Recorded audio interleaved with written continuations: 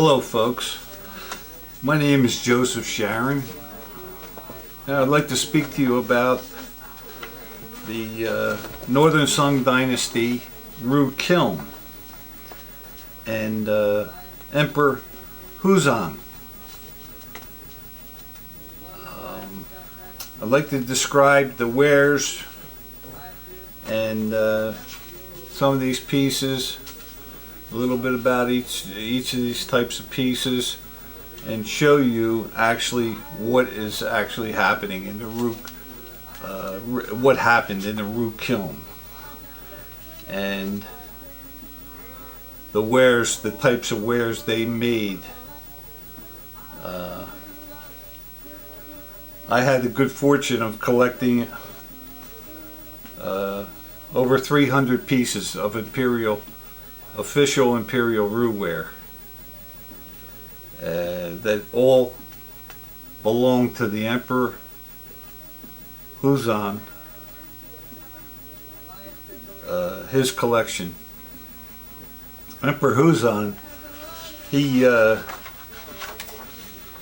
reigned from 1100 to 1126. He abdicated his throne to his son, and he was known for his promotion of Taoism and his talents in poetry and painting, calligraphy and music. And the Northern Song Dynasty was at war with the Jin armies, which were closing in, and then eventually took over his Northern Song Empire.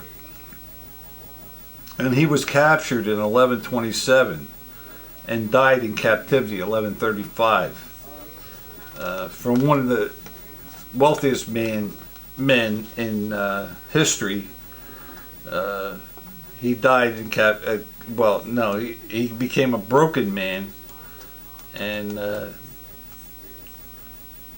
his vast collections were gathered up and stored in large wooden crates when he was captured, and passed down through the centuries.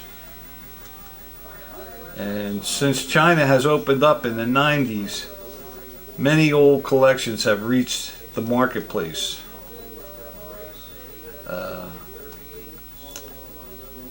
My Imperial Ru ware collection comes from Huizong's personal collection. What I'm going to do, I'm going to try to briefly show you each one of these types of pieces and help you to learn how to identify them. From my previous videos, this is expanded, and this covers all the pieces that were in Huizong's collection. These are merchantware pieces. These 5 pieces here were all merchantware pieces. The merchantwares, the Ru Kiln was producing these merchantware pieces, and these were the first pieces that the Ru Kiln was producing. And and if any of the pieces were flawed, they would sell them to the population. Otherwise, they would sell them to the wealthy merchants. And the best pieces they would contribute to the emperor and his court. And I'll get into that in a little bit. But these pieces have slight or crackle. The crackle can go from very dense crackle to no crackle at all on these Ru Kiln pieces. They're very finely done. They have spur marks where they were fired on stilts, and that's what would leave these little marks on their bases. The marks are shaped like sesame seed shape and size. They're very small, tiny, and these are some of the different merchant wares that I have in my collection. You can see the spur marks. They're very finely done. They're glazed inside and out. These here all have crackle, but it's kind of a fine crackle on these pieces. Now, none of these pieces have the flaws that the pieces Sotheby's and Christie's have sold in their auctions. Sotheby sold these two pieces here. First one they sold in 2012 for $27 million. It's really not a good piece. It's got several flaws in it, and this was sold to the population. This wasn't sold to the merchants. The merchants would pay, you know, pretty expensive pieces. These were for the merchants. And here's another one that sold, Sotheby sold in 2017 for $38 million.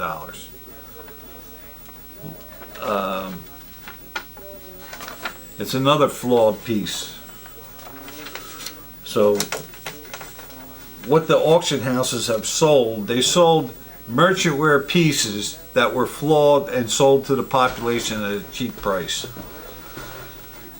Now, these merchant ware pieces, like I said, they were pretty expensive pieces to the wealthy merchants. Then they also, the best pieces that came out of the kiln that didn't have any flaws, that were the finest pieces, the best formed, the best glaze, they would sell, or they would contribute to the emperor and his court. And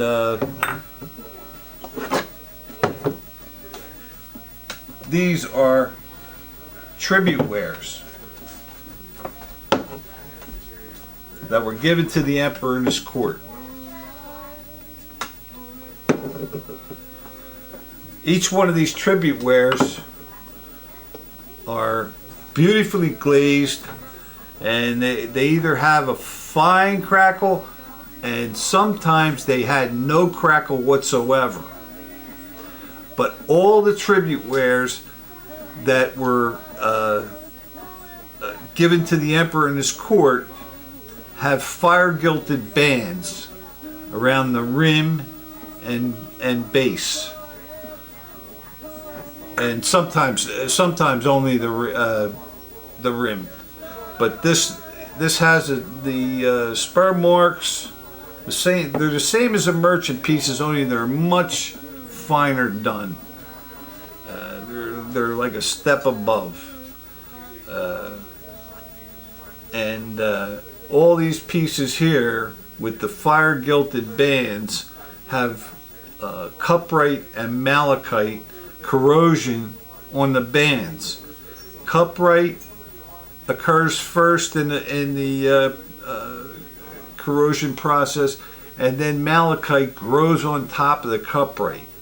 It takes many centuries for that to appear, you know, on a piece, a fire gilded piece. And let me see if I can. This is what it actually looks like under a microscope or a camera that this is about 200 times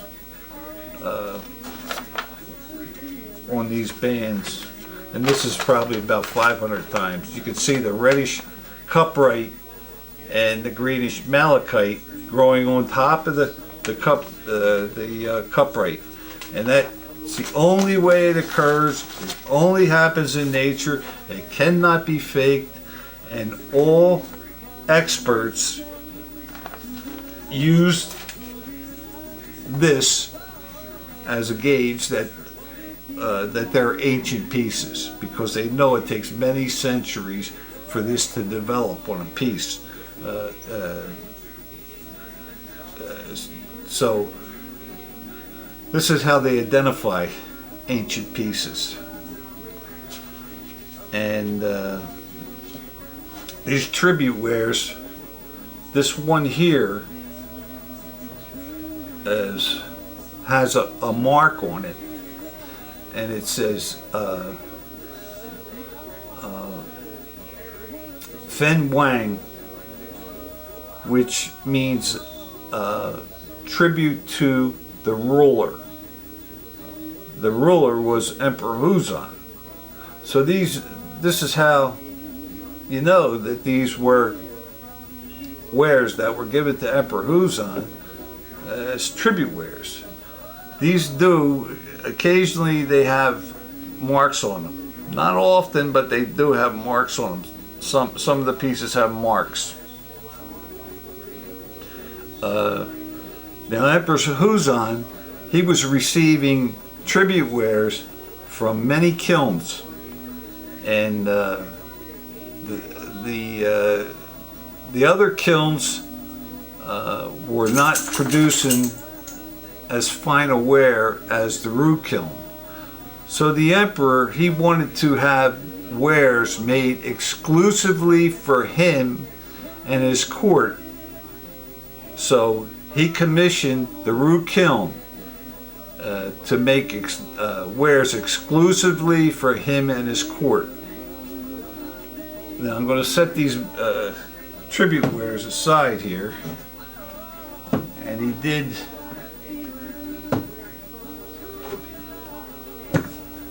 he wanted wares to be produced that were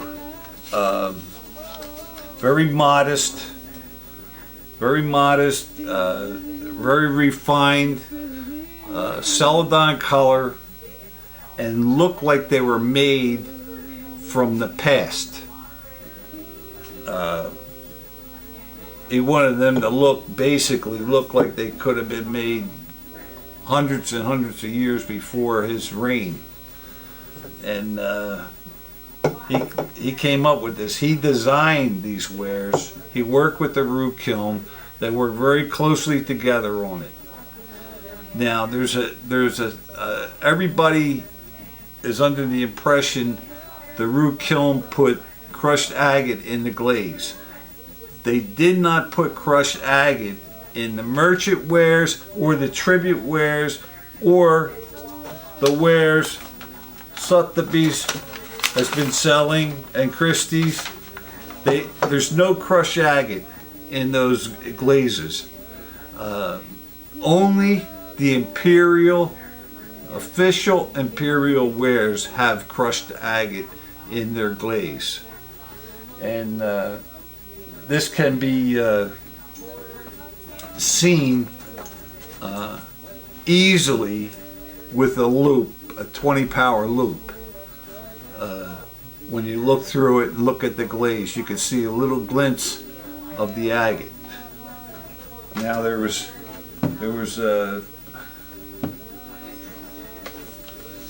this one piece I have. It shows a little drip of glaze that was on the foot ring of this piece here. It's a tiny little drip of glaze, real tiny. And this is it blown up a couple hundred times. And you can see the little pieces of agate here that came off the kiln floor because, and here's another closer up, maybe 500 times power, and you can actually see the blue color in the agate. So agate was put in these wares. Nobody's exactly sure why they put agate in. I think they put agate in to make these distinct wares because it can be seen with a loupe or a magnifier, a decent magnifier. And these wares are very refined, very modest. They have very modest forms. They have a cracked ice crackle. The crackle's all the same throughout these pieces, and probably 40% have marks saying Fen Noir on the base. Most of them have marks that say Fen Noir. Some have different marks on there, but only about 40% have marks. And you can see the crushed agate in the glaze on these pieces with a loupe. They're glazed inside and out. They have a cracked ice crackle. If you look under a loupe, they all have a very similar crackle.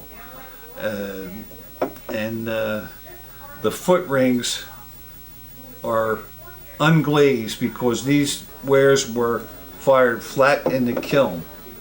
They started to do these wares on stilts, and the emperor didn't like that, and he wanted the wares to be fired flat in the kiln, so the foot ring is exposed. And these are very, very modest pieces, and he loved these pieces because he saw these pieces as having their own character. He saw beauty in these pieces, almost like human beings. He saw beauty, even though many of the pieces were flawed. Even the flawed pieces, they were given to the emperor and his court. Nothing went out to the public, to the merchants or anything. This is all for the imperial wares. So these are the first commissioned imperial wares in China's history that Emperor Huizong commissioned, and they have a celadon color, very similar to the Koryo Korean wares. That color, and they all have crushed agate in the glaze. So I'm going to put these aside. Now, this has all been written about. Everything I'm telling you has been written about in ancient writings, and the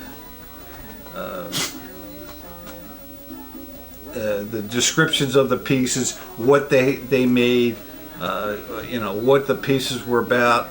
But it wasn't quite put together as what I'm showing you here. The descriptions of the pieces are exactly what is written about in the ancient writings.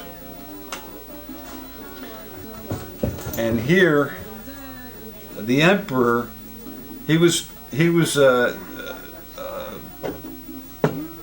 having these types of wares, these first commission wares made, and after a while his advisors came to him and said, look, we would like to have better wares. We would like to see something really beautiful. So he decided to go back to the Ru Kiln and sit with them and discuss how they would make these second commission wares. They would be luxurious. They would be absolutely exquisite, the most exquisite wares, celadon wares that China ever produced, even up to today. They could produce wares like these. And what I'm going to show you here is these are the second commission wares. Now they're glazed in and out. They have no crackle in the glaze. And these two pieces here are not banded. They don't have bands around the rim or base. And they're just absolutely exquisite masterpieces in ceramics. And here's two more pieces.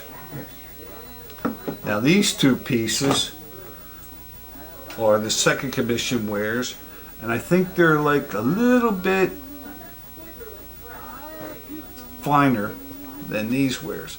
They put fire gilded bands on these two pieces also, and the glaze is absolutely incredible. And this fire gilded bands on the rim and base of these two pieces have the cuprite and malachite, same as I showed you on the tribute pieces. They are clearly ancient Song Dynasty, Northern Song Dynasty imperial pieces. And after they also made all the wares in his second commission wares were not marked. There's no marks on these wares at all. And here's two more pieces. These are decorated pieces, and with the dragons and the flowers. But these pieces are even more unique. They're a little bit darker celadine color, and they have a silver band that's gilded, that's fire gilded over silver. These pieces here are fire gilded over copper bands. So these pieces have fire gilded over silver bands, these types of wares. And probably 30% of these wares or 20% of these wares have the silver bands. And these silver bands, you can see there's some blackness around there. That's where the gilding has worn somewhat, and that black that goes, corrodes silver, it's on there. The blackish corrosion. And these pieces, the difference between these pieces and the other pieces, these have a couple lines of crackle. In other words, there might be a thin line, a few thin lines in these pieces that you can see under a loop of crackle. But that's it. They're absolutely exquisite pieces. Now, this should clear up everything about the Ru Kiln, the Northern Song Dynasty, Huizong, the Emperor when it comes to ceramics. This should clear it up because these are all from his personal collection. And each one of these pieces, under a loop, you can see the